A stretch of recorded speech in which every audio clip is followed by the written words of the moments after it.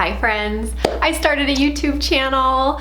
I decided to start a YouTube channel because I feel like when I get to know people on Instagram and kind of see a little bit more about their life, I always want to go a little bit deeper. I feel like I want to know more about skincare, hair care, or a little more behind the scenes on what they eat or what they do in their day. So I felt like I wanted to share pieces of that with you because while yoga is a huge part of what I do, there's so many other things that I thought would be kind of fun to share with you guys. So today's video is going to be specifically about the most commonly asked questions that I get from you guys. So the first question that I get asked a lot is, how did I start my yoga practice? So for me, my practice started back in October of 2014, and it was something that came at the end of working out at a gym. So I thought that I would try a yoga class, and I tried it with my mom, and it was just a gym yoga class that I took, and I really enjoyed it. And while gym yoga is very different than studio style yoga, there was something about it that clicked with me, and the teacher who taught that class actually told me that she worked at a yoga studio as well and I should come try one of her classes. So at that point I decided to go home and start looking up YouTube and Instagram and finding different things to sort of motivate me on the practice. And at that point I completely thought yoga was just stretching and kind of the slow movement of body that you would typically see older generations doing for, I don't know, more restorative yoga is kind of what I was thinking of. So I found Patrick Beach on Instagram first, and I think then on YouTube. And his practice was insane. I don't know if you guys have seen this guy, but he was handstanding all over the place, and he was doing crazy arm balances, and I couldn't believe that that was yoga. And so I started following a lot of his videos at home and practicing alongside of him.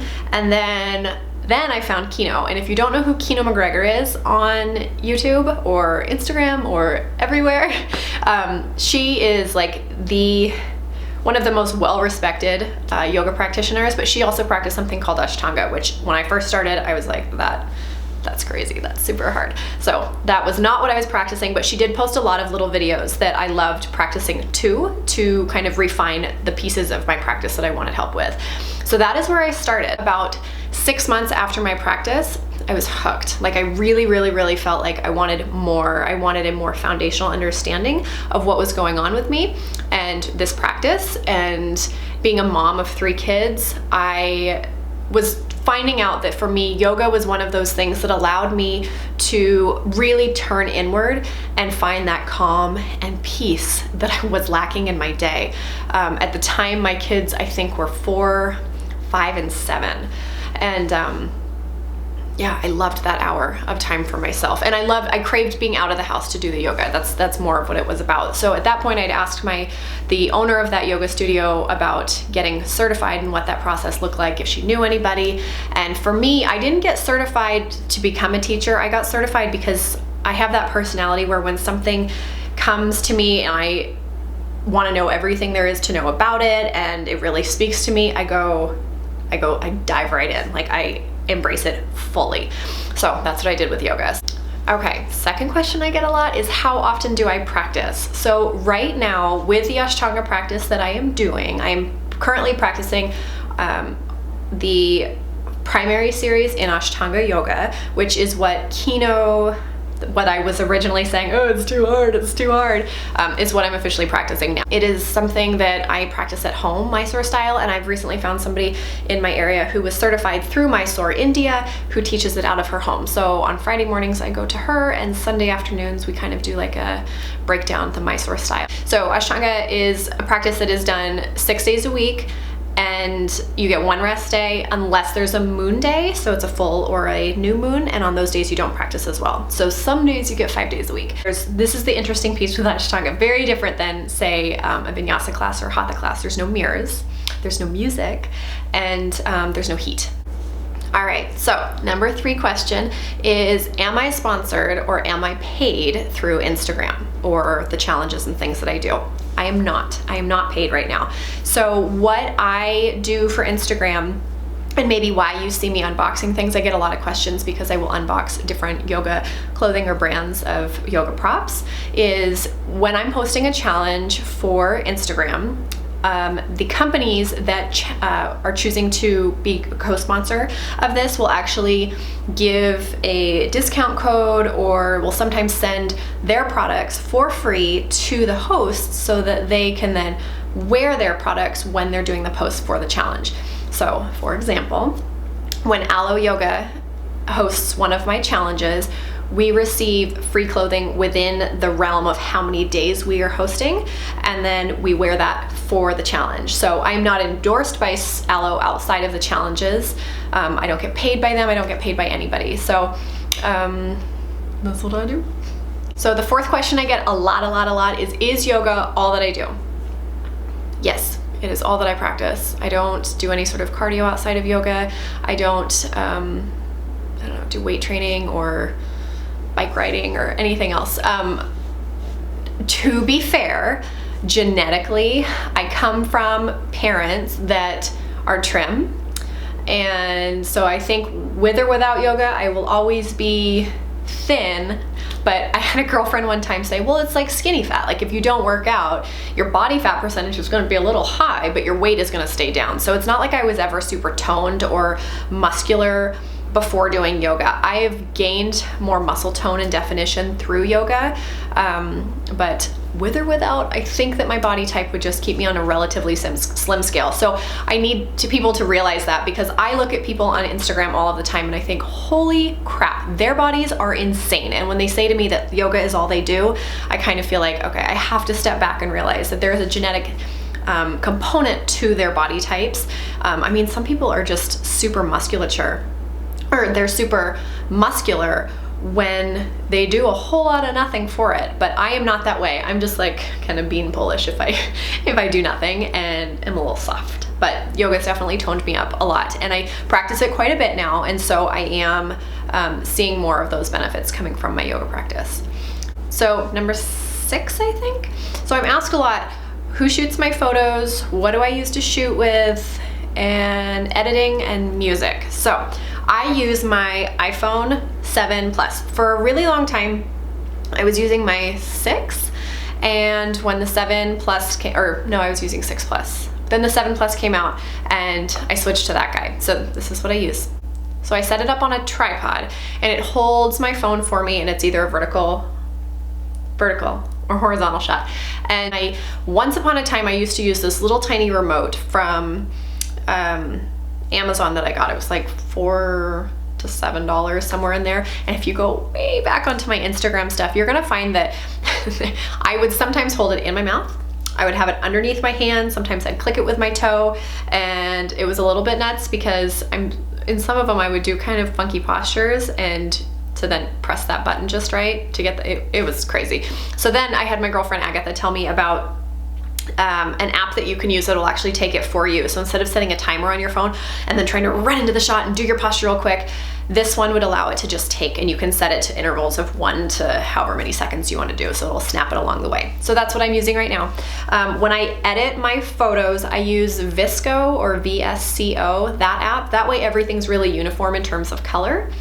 I use iMovie if I'm going to make a video, and for my video music, I get this one a lot. Instagram has started taking down music, and so my little loophole for this is I use either one, artists that are a little more obscure, and if you were going onto iTunes, they would probably be more of the people that you'd spend 99 cents on a song versus the $1.29. So I do a lot of that because I don't think that they're embedded with a special coding that would make it Facebook or Instagram pull it.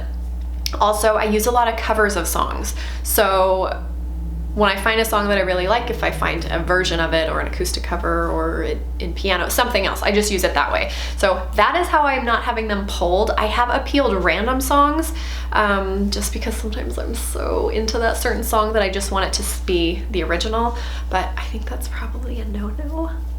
So that's what I do. Oh, and shooting pictures. I shoot all of my own stuff. Very, very, very rarely will I have maybe my husband step in and take one for me when I've been practicing for like, I don't know, 20 minutes trying to get this one shot and I just can't get it, and I am exhausted of trying to, so sometimes I will ask him, but it's rare. It's 99% of the time, it's just me setting it up with my timer. All right, question number 7, playlists. I use all of the music that I either find through Spotify, which I live for Spotify. I love it so, so much. And it's how I make playlists when I'm teaching for my classes as well. So I will compile a song and make my own playlist for the different classes that I teach. And I will, I don't know, practice to those songs specifically. If I'm trying to hunt down, I do spend a lot of time with music. Like I spend a lot of time trying to find just the right song, like in a comfortable amount of time. Like the time that it takes me to post one of those videos for you guys, I will spend like an extra 30 to 45 minutes, sometimes just finding the song. It's kind of annoying, but that's what I do. So, also Pandora. So when I find an artist that I truly love, I'll go to Pandora and I'll let them, I feel like the Pandora radio is a little bit smarter than the Spotify one. I just like their list better. So my phone is then full of screenshots, because when Pandora plays a song maybe that I haven't heard or I really love, then I'll screenshot it, and so I'll have this whole file of screenshots, and then I'll go add it over to Spotify. Number 8. Okay, favorite yoga clothes, favorite yoga gear. I think that was it. So yoga clothes right now that I absolutely love and completely live for, which is very common amongst a lot of Instagram yogis. Alo Yoga has amazing stuff. Again, I'm not sponsored from them, but I always feel like the lines that they have, the fit, the comfort, all of those pieces, I really, really, really love Alo Yoga. My other favorite one ever is Niyama Soul. And if you're looking on my Instagram page and you see kind of the crazier prints, brighter, bolder colors, that kind of stuff, that's all Niyama Soul. It was a company that I actually found. My yoga studio carried it there, and so I ended up buying a lot when I worked there. And when I started posting, they actually reached out to me, and so we have this fun little relationship that allows me to work closely with them with different projects that I have coming up. So I love Niyama Soul as well. My to die for, ride or die, most amazing yoga mat ever is Lifeform. When I started my practice, I bought a Manduka mat, and it was the kind that had such slick, slippery texture, grip, all of that stuff, that I felt like I called the company. I'm like, I can't make this work, and I'm starting my yoga teacher training, and it's too slippery, and I don't want to put a towel on because then it gets all bound up under my feet. So I even tried like the salt scrubs, all of that stuff. And so in the end, it was a practice. I would only ever practice with it when I was home. Eventually I got a Lululemon mat, the mat by them. That was life-changing for me, because that was the one that I was able to use in a hot studio. I wouldn't slip. I didn't need a towel. It has a really fantastic grip, good pad. I think it's 5 millimeters. It's a great yoga mat, and that's actually still what I teach on at my home studio. That way I can just leave my mat there. The one that I practice at home, my ride or die, is my Lifeform mat. And this is a mat that I did by myself. I absolutely fell in love with it. It is more expensive, but because it's so expensive and because it's so amazing, you don't need another mat.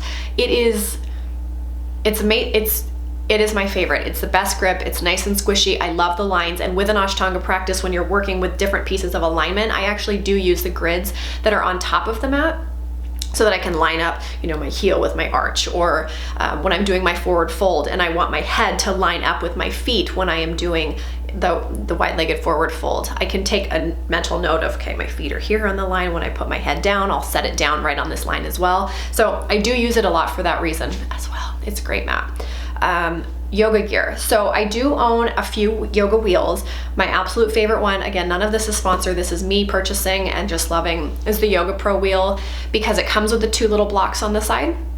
It comes with a bar in the middle, and then the wheel itself is solid, and so it's super stable. I can't tell you how many bruises I have had from other yoga wheels that don't have these pieces, and I feel like, oh, people are doing this, it looks so easy and great, but in reality, I couldn't do it, and I would fall, or I would try to come into a posture and I'd feel like I was almost there, and then the wheel would wobble and down I would go. So Yoga Pro wheel is my absolute favorite wheel. Yoga strap.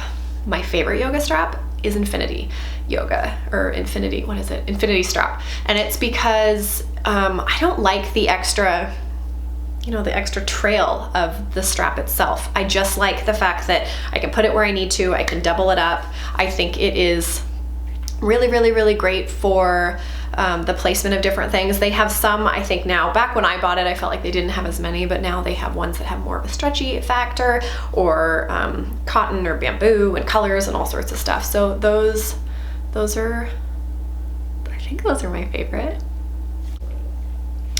Okay, so the last and probably biggest question that I get is, how do I start a yoga practice? For me specifically, I feel like I can only really speak to myself, but I try to tell people it depends on finances. So that's step one. If you feel that you cannot spend any money on going to yoga classes or going to a yoga studio, then I fully suggest doing YouTube. And while I have no YouTube videos to offer you guys, but there are so many out there. My favorites that I use right now are Patrick Beach and Kino Yoga.